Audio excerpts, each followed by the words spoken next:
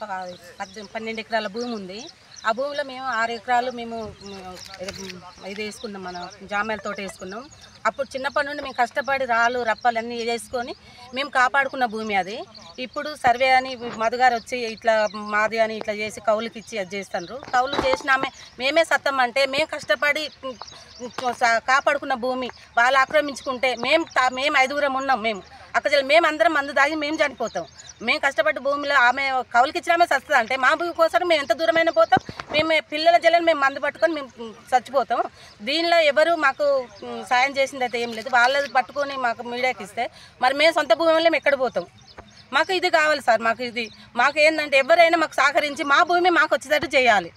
లేకపోతే మేము మాత్రం మేము ఉండం సార్. మేము చిన్న రాళ్ళు పట్టుకొని చేసి మేము అన్నీ చేసి మేము కాపాడుకున్న భూమిని ఎవరో వచ్చి సంపాదించుకుంటుంటే మేము ఎట్లా ఊకోవాలి సార్? మేము పిల్లలను పట్టుకొని ఎక్కడెక్కడో ఉంటున్నాం. మా మరిది ఒక్కొక్క ఆయన ఇంటి దగ్గర ఉంటాడు కాబట్టి ఆయన చేసుకొని ఆయన ఎండాకాలం ఇట్లారు సార్. అది పట్టుకొని అది మా భూమి అని అంటే ఎట్లా ఉంటుంది సార్? మాకు అది బాగుంటుంది కదా సార్. మా భూమి మాకు కావాలి సార్. ఇక కౌలుకు ఆమెను రెచ్చగొట్టి చేస్తే నా భర్త మీదకి కొట్టనికి పోతే నన్ను ఇక్కడ వడిపెట్టింది సార్. నాకు చెయ్యి వడిపెట్టింది.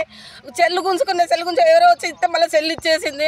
ఆమె కౌలుకి ఇచ్చినామని అంత ఇది చేస్తే మా సొంత భూమి కోసం మేము సావలేమా సార్? మా పిల్లలకు మాకేం కావాలి? మేము సత్య అయినా కూడా మా భూమిని మేము సాధించుకొని మా పిల్లలకి ఇవ్వగలుగుతాం అంతే తప్ప మాకంటే ఎలాంటిది ఎవరి మీద కోపం లేదు సార్. మా భూమి మాకు కావాలి అంతే, దానికంటే ఏం లేదు సార్. మాకు ఇప్పుడు మొన్న జరిగిన సన్నివేశంలో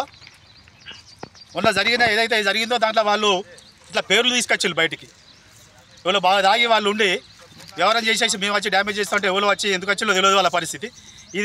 ఇదంతా రాజకీయ నాయకుల ప్రభావం. సీతక్క పేరు చెప్తున్నారు వాళ్ళు. ఇలా ఎవరి పేరు చెప్పలేదు, ఎవరి ప్రమేయం లేదు దీంట్లో. ఆ దేవేందర్ అన్నట్టు అయినాకు మాకు సంబంధం లేదు, అయినాక ఆయనకి భూమికి సంబంధం లేదు.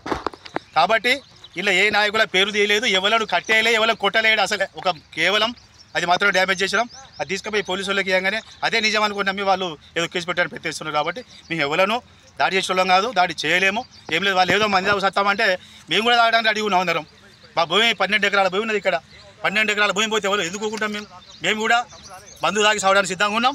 దాంతోపాటుగా మేము ఏంటంటే అక్కడ జరిగింది 6 ఎకరాలు ప్రకటించాలి నిన్న వాళ్ళు. ఎవరో 6 ఎకరాలు కాదు, 6 ఎకరమే. అది పక్కన డ్యామేజ్ అయింది 6 ఎకరం మాత్రమే. కాబట్టి ఇది గుర్తుంచుకోవాలి.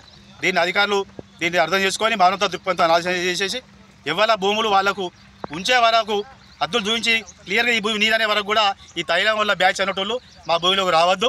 ఇది మాదే నచ్చితే ఇక దానికి మేము ఎంత దూరమైనా రెడీగా ఉంటాం. వాళ్ళు ఎంత దూరం పోయినా పర్లేదు. ఇది మా యొక్క ఆలోచన విధానం.